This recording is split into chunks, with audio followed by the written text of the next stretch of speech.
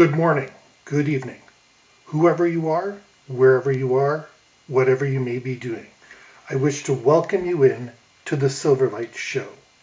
The Silverlight shines to illuminate that which lies hidden in shadow.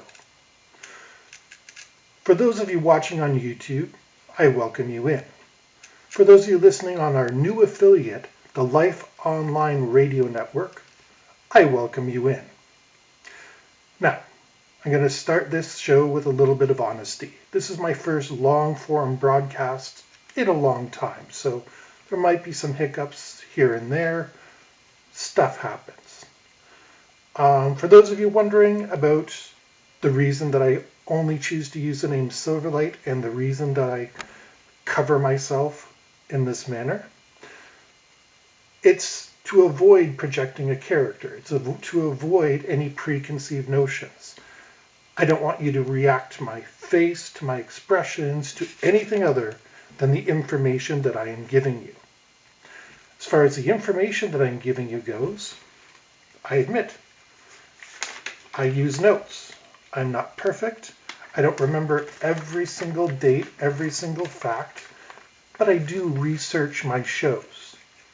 I put a lot of time and effort to make sure the information I present to you is as accurate as possible. And that's why you might hear papers shuffle. I'm sure I'll take a sip of water at some time through the show, but these things happen.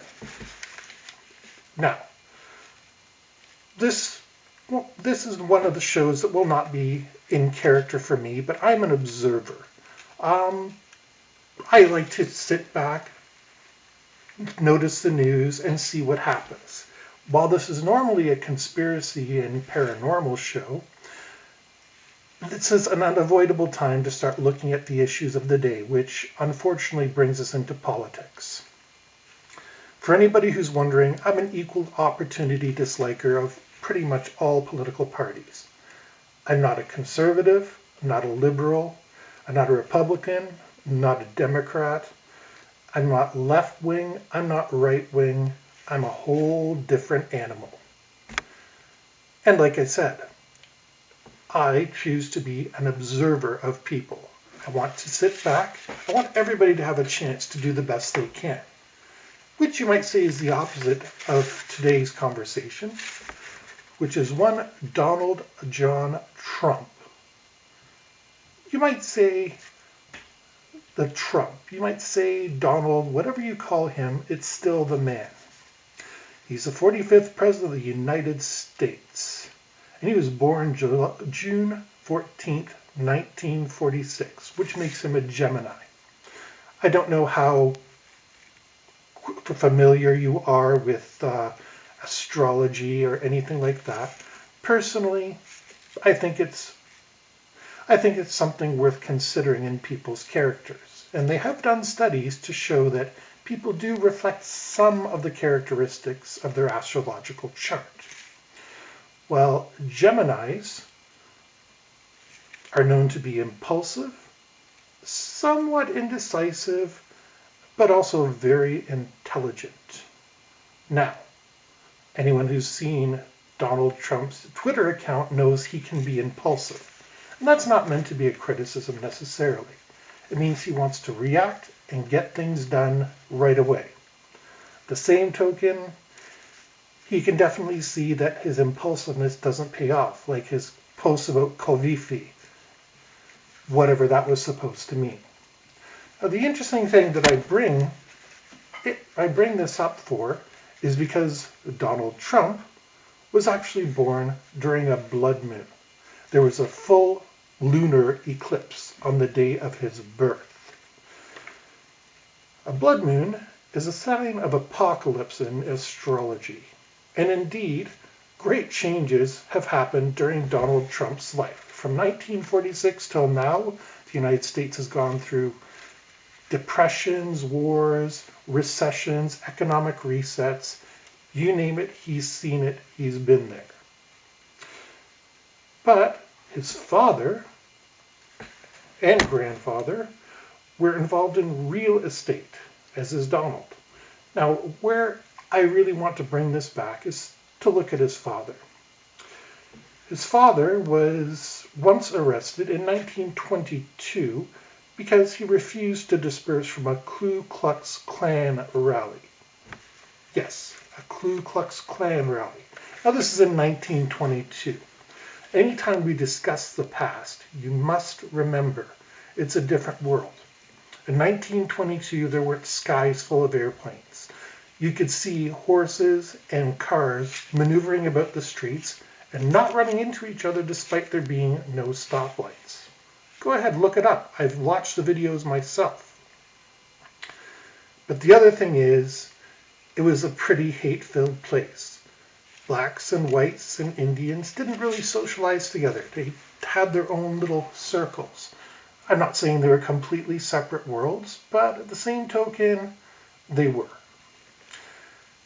Now his mother, she was of Scottish heritage, and she immigrated to New York, fell in love with Donald's father, and the two got married. But the interesting thing about his mother is that she filled out a form, a census is the word I'm looking for, in 1940 stating she was a naturalized citizen, a status she did not, in fact, achieve until 1942.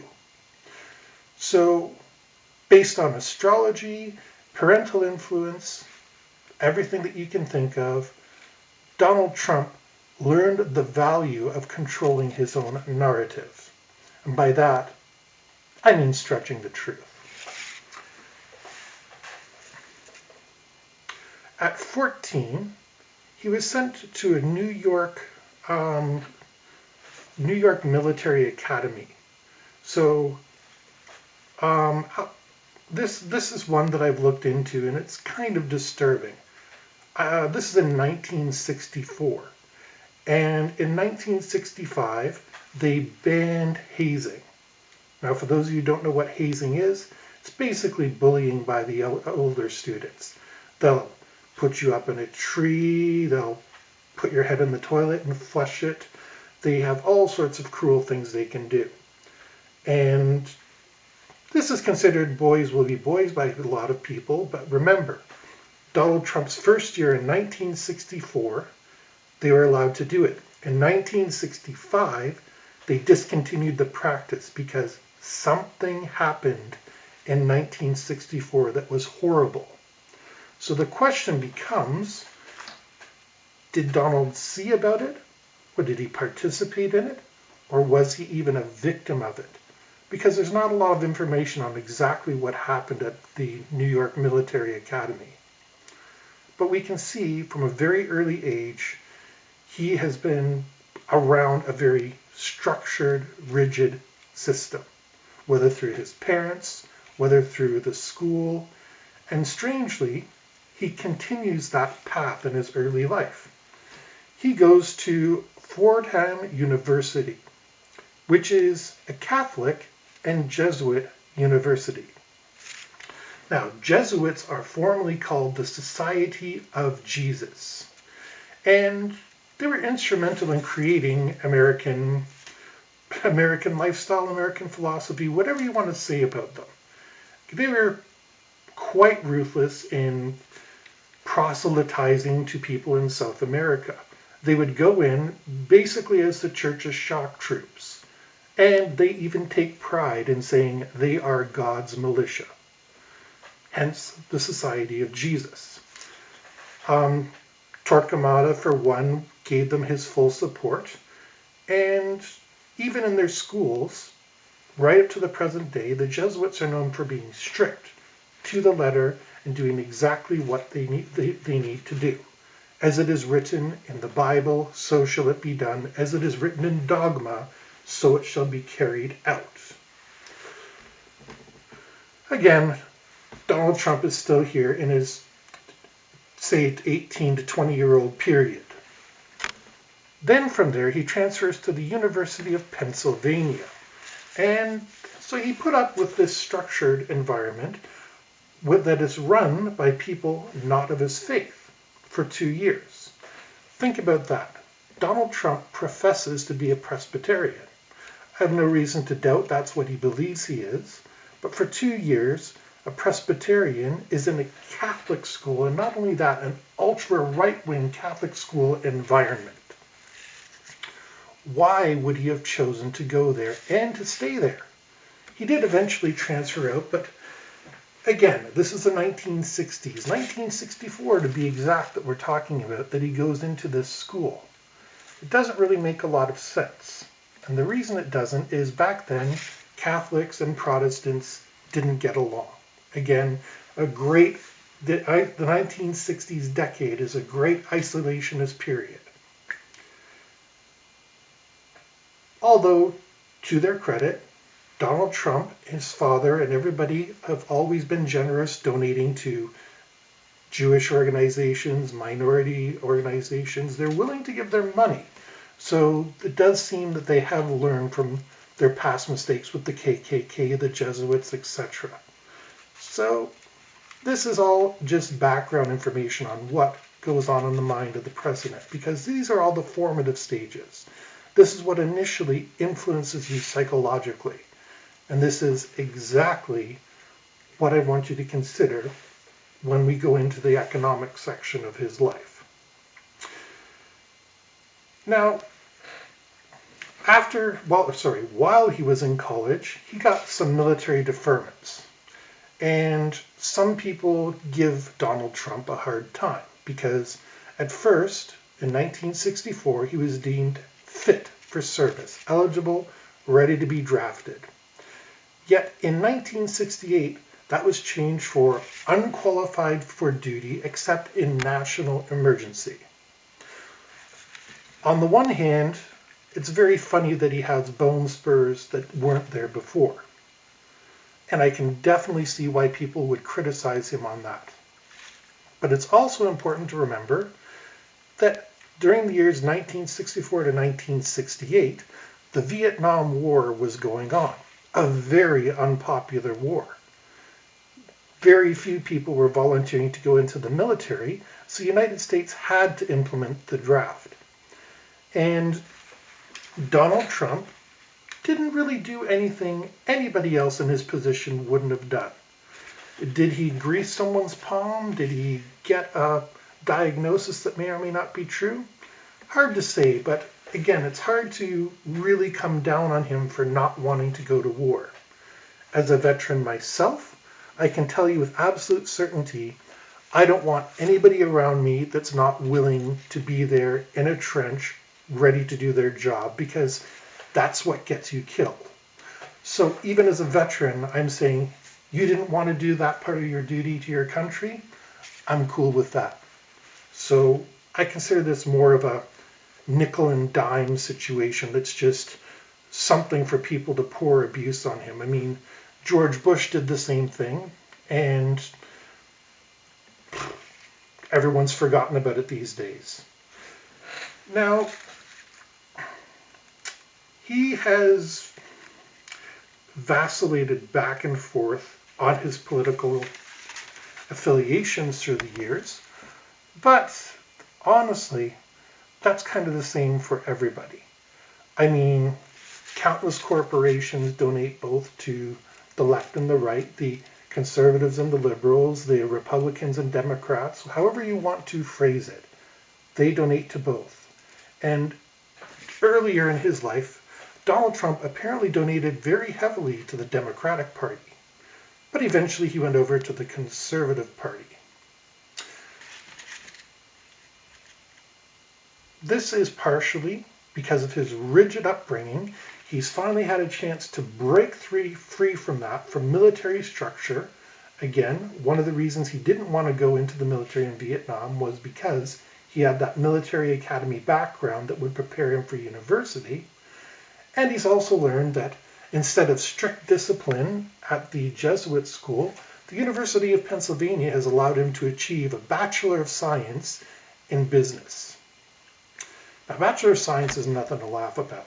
That does take a lot of work. And again, I congratulate the man. I've been through the post-secondary education system myself, and it's not an easy thing by any stretch of the imagination.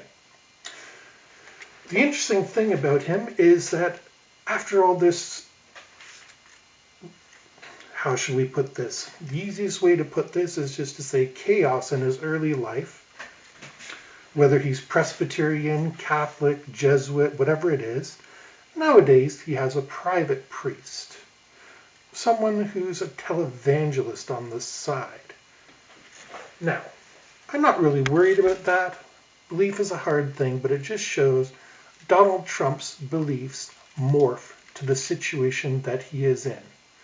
Just like his star sign, a Gemini, can be anything to anybody. Now, getting back to his economic situation, and believe me, if you knew half of what I do about the economic situation, it would make your head spin. But Donald Trump's first job was delivering papers, just like his brother. That's how they got their start, so that their father could teach them responsibility. I'm sure a great many people listening at present have had the same experience. You get up in the morning, you put your inserts in, you go out slogging through the snow, rain, sleet, whatever it is, so that people can get their papers.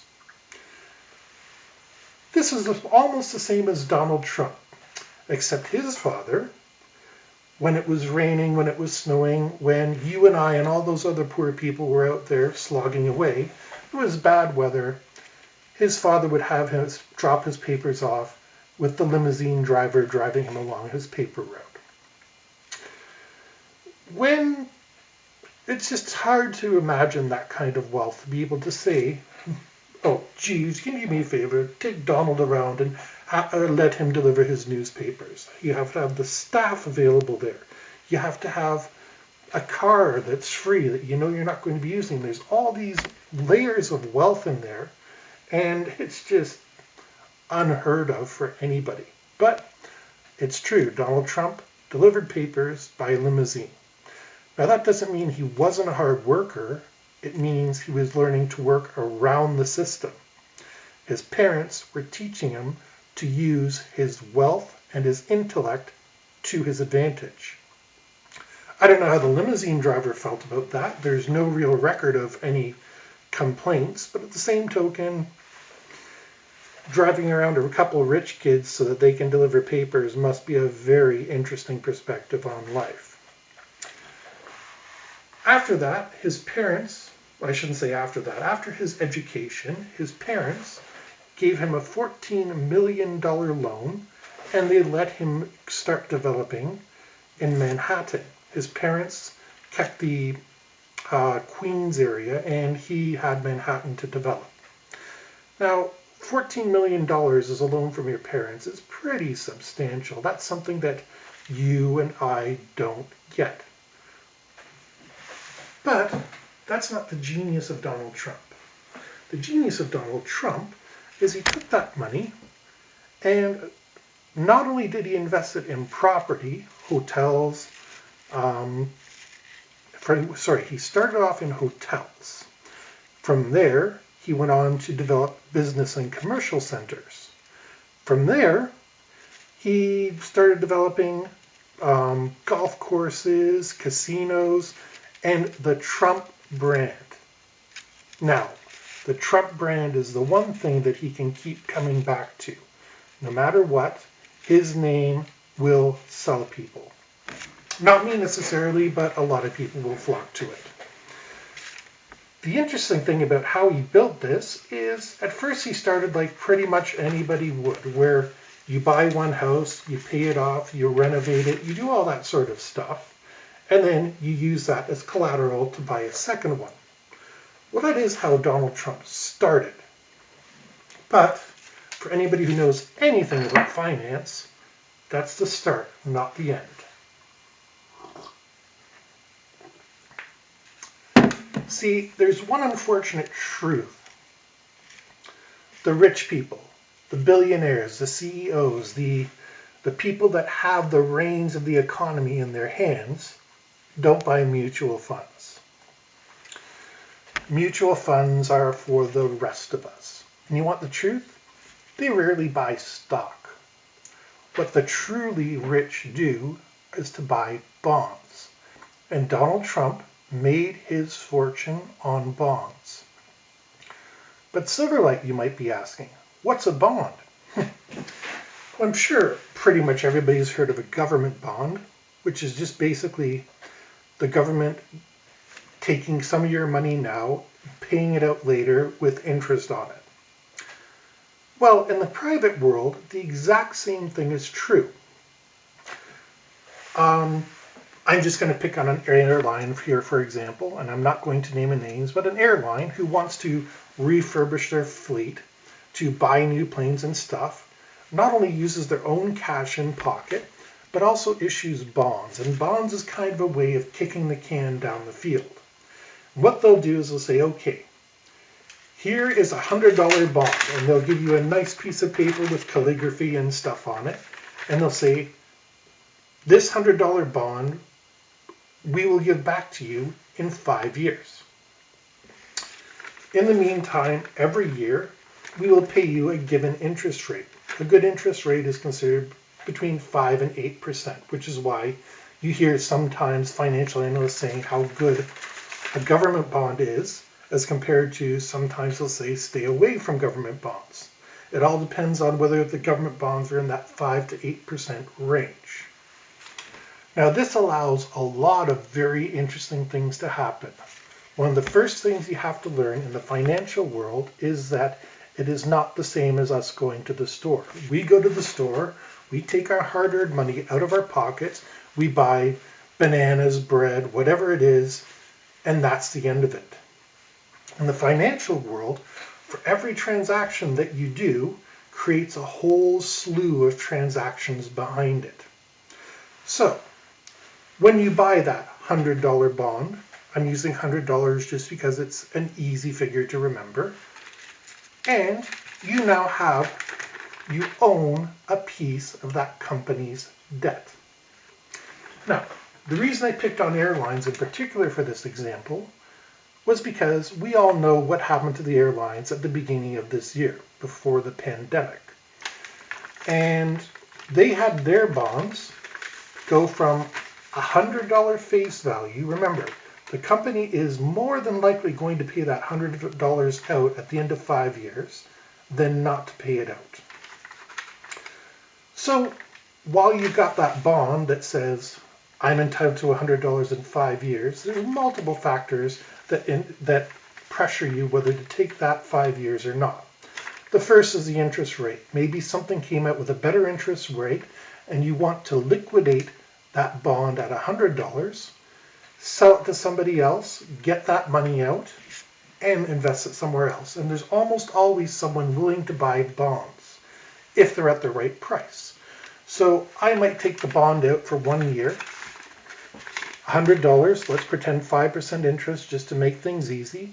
I've got my $5 interest payment, and I'm thinking about it, and my friend says, I'll buy that from you from $95. I'm thinking, I'm breaking even on this thing. I made my $5 from the company. This guy gets it for $95, and I get my money back. Meanwhile, he has spent $95 to acquire $100. That $100 piece of paper is still worth $100, and he only paid $95 for it. Pretty good money if you know what you're doing. And that's the real risk of knowing what you're doing. Once again, we'll stay with the $100 bond. Let's pretend you had a $100 bond in an airline. I can't think of a bad airline at the present time, but one that was going under it. It had a crash, it had bad financials, whatever the case might be. But now you're taking that $100 bond and you're going, I'm never going to get my $100 back out of this. Because here's the cute thing about the difference between bonds and stocks, just as a side note. When a company does go into bankruptcy and they're liquidating stuff, the bonds get paid first, and they get paid entirely. So however many bonds have been generated by how many years, they get their money first. People who own stock get nothing. Now, stocks are attractive because then you get ownership in a company. But again, this is why you get stock and bond swaps when you get two companies merging, buying one another and stuff like that, because the stocks are kind of meaningless. They're They're the cherry on top, whereas the bonds are the actual financial instruments that people want to get a hold of. Like I said, everything is worth something. And if I have this $100 bond that's in, again, an airline industry that hasn't had a good couple years, and say we're getting to the 3 and 4 year point and they're really looking bad, it's what's called a junk bond, because it's not worth the price of paper that it was written on. But this is actually a good thing. See, Donald Trump was a master of manipulating junk bonds. He would buy them because people would be desperate to sell them. That $100 bond you can pick up for $30, $20, $10. And the interesting thing is the face of the bond, that $100 that it says it's worth, you now can claim that $100 as an asset. Even though you spent $5, $10, whatever it is, you've got $100 as an asset. You can then borrow against an asset just like you can with anything else. This is where Donald Trump made a lot of his money, buying out these junk bonds and either writing them out, packaging them and selling them, or just simply borrowing against them. It's really, trust me, there's two different economies. There's the one that you and I engage in, and there's the one that the bigger people engage in. The billionaires, the millionaires, the company owners. And it is more convoluted. I'll probably spend a few episodes describing it because it's mind-blowing what happens. But the reason Donald Trump was so successful at trading junk bonds, and remember, he did nearly lose it a couple times. He did go close to bankruptcy, but he was always able to build that up. And do you know why? Because just like in normal life, just like you and I, the billionaires all have friends. They have cliques. They have clubs that they are part of. And they trade information back and forth. It's a bit of a meme at this point where the business is done on the golf course. Well, this is partially true. We know how much Donald Trump loves golf, not only in the way that he owns so many courses, but in how often that he goes out golfing. But this is the kind of natural environment for him. And I can tell you, I can't give you exact specifics, but I used to work for a company where the owner was friends with an owner of another company. And that other owner was going to lose a contract because it was coming up, the logistics were changing, they weren't going to be able to service it. But because they're friends, he could whisper into his friend's ear, here's the inside details on this contract. This is what you need to know. They need this, this, this. And our company was able to go in, make a successful bid because we had the time to plan on it and we had the inside information. We got that contract. So the mega rich trade their information around just as a way of keeping it all in the family. You might think you're going with a different company, but behind closed doors, it's really the same basic people making the same decisions. And this is where the buddy system really comes into place. This is why the Illuminati has been so prevalent for so long, because not only is it a real organization, it might not be called the Illuminati, but it is there, but because whether you're with them or not, they know somebody who's close to you. They can whisper in your ear for good or bad, and they don't need to control every single person on the planet. They just need to control the decision makers. For example, Donald Trump, one of his closest friends and allies, is possibly the world's greatest promoter. One Vincent Kennedy McMahon of the World Wrestling Entertainment, as it's known nowadays. Trump already had exposure in television and in media in general based on his show The Apprentice. But what Vincent Kennedy McMahon, people call him Vince McMahon, whatever it is, he was able to show Donald Trump how to refine a character. Remember, Vince McMahon has spent the past 40 years building up Hulk Hogan, building up The Rock, building up Stone Cold Steve Austin. All these people are brainchildren of Vince McMahon. And he was able to take Donald Trump, put him on in front of 50,000 people, and show him how he could win them all to his side. I suggest everybody, if you get the chance, go back to 2008, go YouTube some of the videos, and you'll see Donald Trump not only in a wrestling ring, not wrestling, but being one of the characters, and stepping into that role that we know him in today.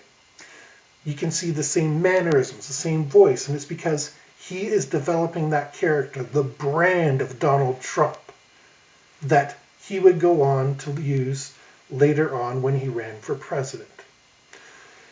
How do I know this? The proof, like I said, is right there on YouTube. And it's also because we also know Linda McMahon was trying to get into the Senate. She wanted to be part of it, and unfortunately her bid failed for various reasons. However, when Donald Trump came in, Linda McMahon became the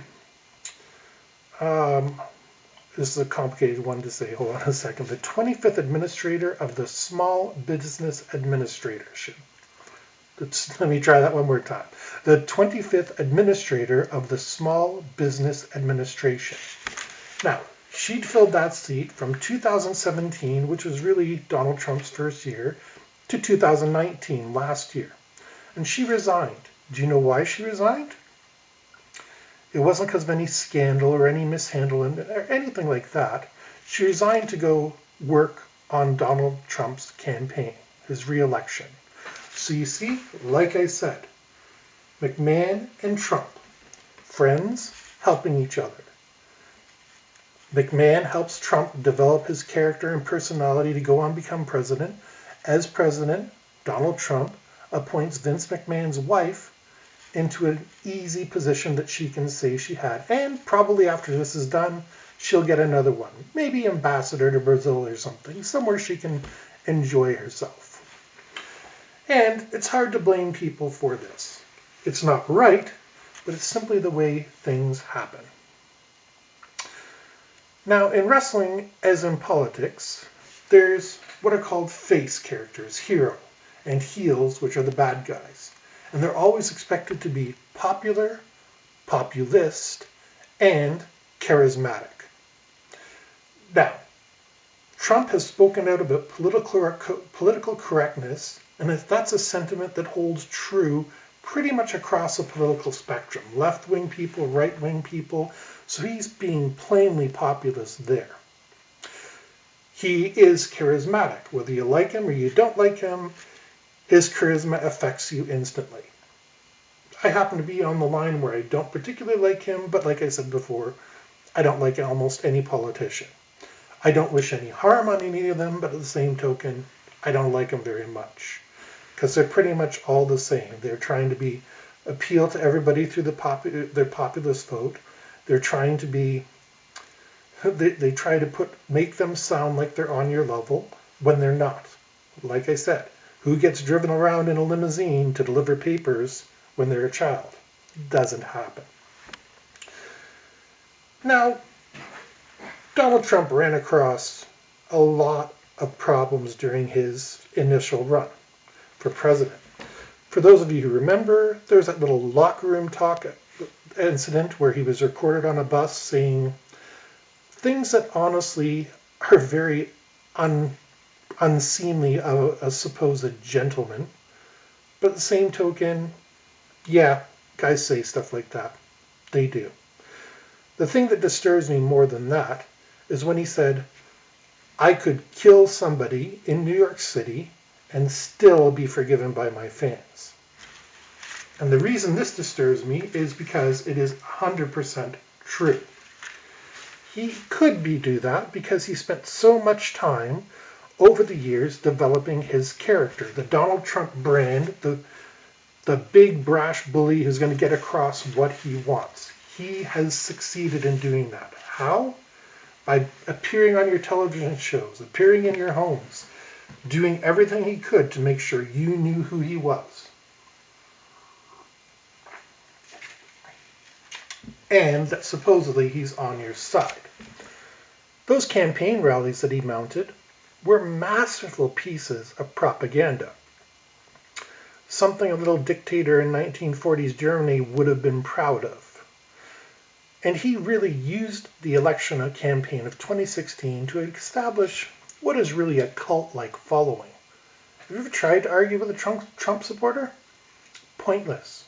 You could have all the evidence of the world behind you, but they're still going to say that you are wrong because they believe in Donald Trump. And people are entitled to their beliefs. I'm not trying to attack Trump.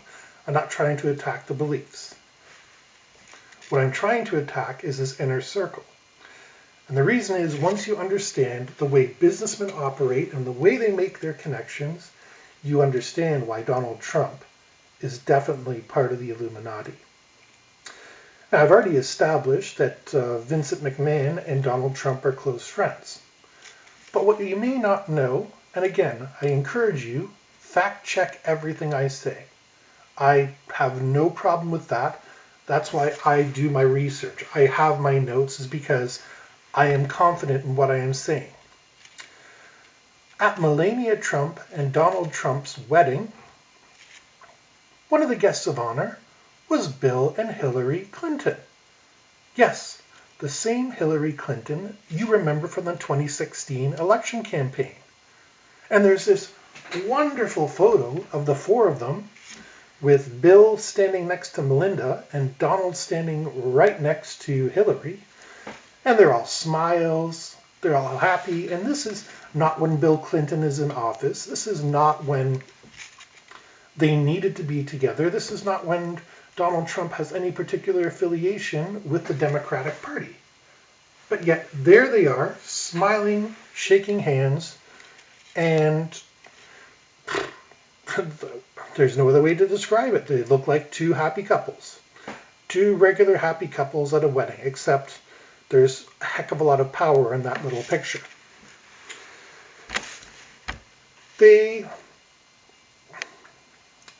So if he's friends with the Clintons, who he fought a bitter election campaign against, he's friends with all these, let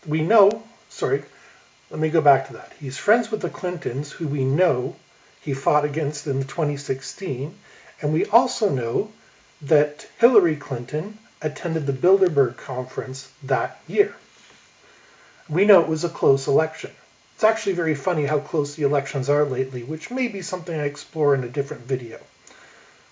But, like I said, it's strange how one person is put together with what is basically Illuminati 101, the Bilderbergers, and she's great friends behind the scenes with the man who supposedly beat her in the 2016 election. I say supposedly because I don't really believe in elections anymore. I've become too much of a skeptic since about 2000, although I'm sure that interference happened long before that. And this is where we unfortunately come to the point of seeing what Donald Trump is doing with his power, with his cult-like following. Back in 2000,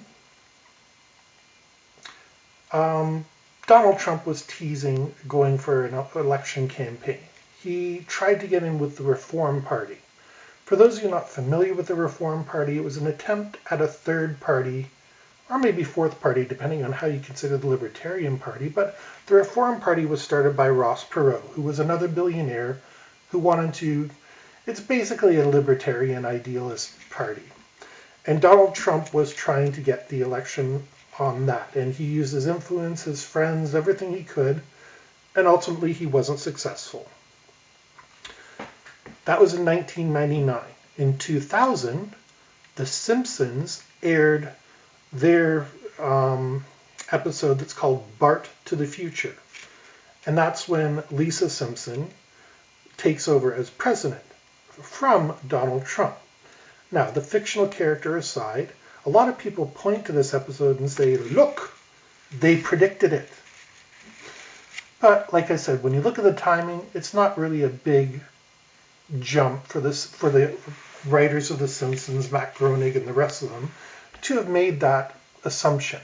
Donald Trump was hot in the news at the time, having just tried to secure a presidential bid. It was kind of logical for them to write it in. It made for a good joke. Haha, hey, he made it all the way through there. So it's not really prophecy, although as many people try to point it out, as it was a good political satire for the day. All those people also forget about another very important part of that episode. Lisa Simpson spends a lot of that episode talking about the huge deficit she inherited from Donald Trump.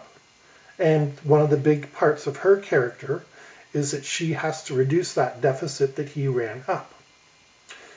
Now, this is unfortunately the part of the prediction that gets lost. Yes, the Simpsons did predict, in quotes, that Donald Trump would be president. But they also predicted the deficit he would run up. Now, the important thing to remember here is the last president to balance the budget was Bill Clinton. Do you notice how I'm repeating a lot of the same names? It's not because I'm focused on one thing. It's because the same names come up over and over and over again. In the 1990s, the budget was balanced. And since then, it's going up. You can understand after 9/11, they'd want to modernize. They had to do what they had to do. But here we are in 2020, and it's still going up. There's no limit in sight. The U.S. is now operating like one of Donald Trump's companies. They're issuing government bonds, those same pieces of paper that we were talking about earlier. $100? I don't know how many billions or trillions of dollars are out there. And the funny thing is, there's an endless market for them. The reason for this is because the US dollar is tied to oil. You can't buy or sell oil without US dollars. This is ultimately what did Russia in the 1980s, the USSR, because their economy was based around oil. Britain, the United States, and a few other places just tried to develop the hell out of their oil industries, pump as much oil out of the ground as possible, and drive the value down lower. So Soviet law excluded the ruble from being traded overseas, whereas they would buy United States currency with various things from vodka to all the other things that they produce, caviar, and in return, they would use that money to support their system. Whereas in those days, the United States did have an absolute ton of money lying around. The amount of debt money that they have, what some people call fiat money, which is another massive topic, but like I said, let's just focus on the debt notes for now, is humongous. It's beyond insane.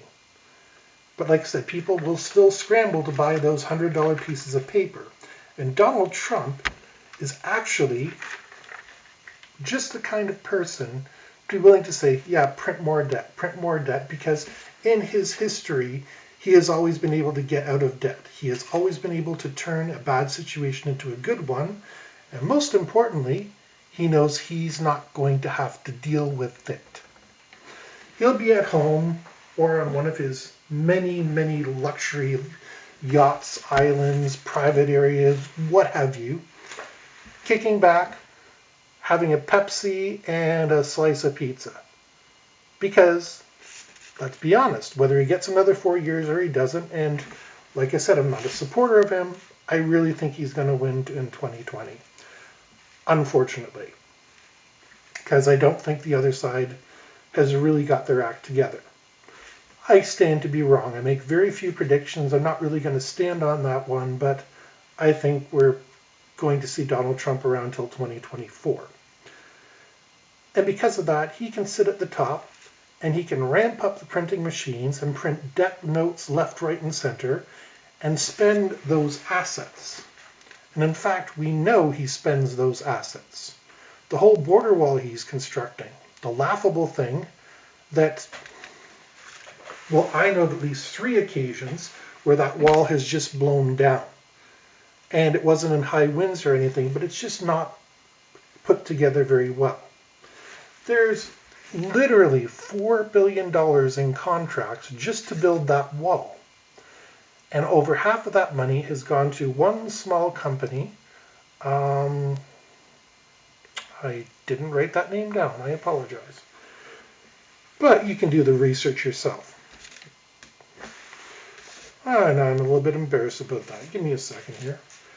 Sorry, it's Fisher Sand and Gravel. Fisher Sand and Gravel has literally been given half the money to build the wall. And unlike normal processes where, let's pretend the U.S. military wants a new weapon systems, they have to open it up for bids. The military can't go in and say, okay, we want to build a fighter jet or tank or whatever, and we need to have this specific capabilities. No, they have to print out a list of what they want, hand it over, and then the contractors go out and say, hey, here's what we can build that's close. Here's what we can build that's better than what you want. Here's what we can build. And then the U.S. military plays them off against each other, and that's the end of the story. But the difference is Donald Trump directly got involved in the Fisher Sand and Gravel bid. Sorry, I keep after looking at that piece of paper because the name of that company keeps slipping my mind. He told them, yes, this is the company I want to build the wall. Remember what I said. Billionaires, just like us, stick together. Donald Trump knows something, which is why he's giving that company such a huge contract. And for such a shoddy wall that literally blows down every few months. So, he's in a position of extreme authority, and he's still acting as he's any other playboy, billionaire, Bruce Wayne wannabe. And this is because, for some reason, the Illuminati has chosen him to be the one. I honestly thought, that Donald Trump would be the one to announce that we had encountered aliens, that there was something at Roswell. And by his track record, you can see why he made that assumption. He doesn't like keeping secrets. He would be more than happy to accept the publicity of being the disclosure president. But he's kept his mouth shut. So either that means there was never any secret alien technology, nothing happened at Roswell, or he knows something we don't. Say what you will about Donald Trump, but he's shrewd enough, as impulsive as he is, as a Gemini in the way that he was brought up, as impulsive as he acts, he's actually trying to be very smart. He's not a 4 or 5 dimensional chess player like he says he is, but he knows when to say something and when not to. And they've done several people have asked him in interviews, hey, what's the deal with Roswell? And he looks visibly uncomfortable when he's trying to dismiss it. So, if he would be willing to hide that, what else would he be willing to hide? So my final thoughts on the current president is basically Donald Trump is about money, money, money, money, money. Let me print all the money. Let me give the contracts to my friends. And all this is done with the express approval of his Illuminati bosses. Whether he knows it or not, he is a very useful pawn. And if you're wondering how I can say that, it ultimately comes down to business sense. You see, the office of the President of the United States of America pays $400,000 per year. In return for that, Donald Trump sank tens of millions of dollars in order to get that $400,000 job. No business model, nothing in the world will make you make an investment where you put in tens of millions of dollars in return for a $400,000 profit. The reason he's doing it is the same reason everybody does everything. He thinks he has an angle. And that's what he's going in on. He's going to have the angle. He's going to have the power. He can get his friends into the offices that he wants. He can do what he wants with a signature and a seal of approval. It's going to cost him in the end. He's spent 8 years not making television shows, not making reality shows, not making the money that he's used to. But ultimately, he's going to wind up benefiting. He's only doing this to benefit himself and his family. And that's all he is thinking about. I always look at Putin on the world stage, and I look at him. Vladimir Putin watched Clinton come and go. He watched George Bush come and go. He watched Obama come and go. And now he's going to watch Trump come and go. And Putin will still be in office after seeing 4 presidents, maybe even 5 off. Putin has power. Donald Trump has influence. There's a key difference between the two of them. And Donald Trump, with the Donald Trump brand and his Donald Trump followers and his campaign slogans and everything is there just so that he can have influence. But ultimately, his only influence comes from the people that are whispering in his ear, telling him, here's the hot tip, here's what you need to do. And like I said, he's a character playing a U.S. president. Again, I don't wish him any harm. I wish him good health, long life, just as I do to everybody out there. But ultimately, this is a very dangerous time for North America in general and the world in general, and we don't really have a leader anywhere who's going to see us out of it. Now, my apologies for being so political on this episode, but I had to cover it. That this is what's big in the media at present, and ignoring it would not do anybody any favors. Now, the focus of Silverlight, the show, is on conspiracies and the paranormal, but like I said, we have to address current events when they come up and they're big. And this one is pretty darn big. Every 4 years it's going to be big. But until next week, good day and good night. Whoever you are, wherever you are, whatever you're doing, we thank you for tuning in to listen to the Silverlight show. And until next time, may your eyes be open and your mind be clear. If you wish to contact the Silverlight show, please feel free to email Silverlight Services, all one word, lowercase, silverlightservices@gmail.com.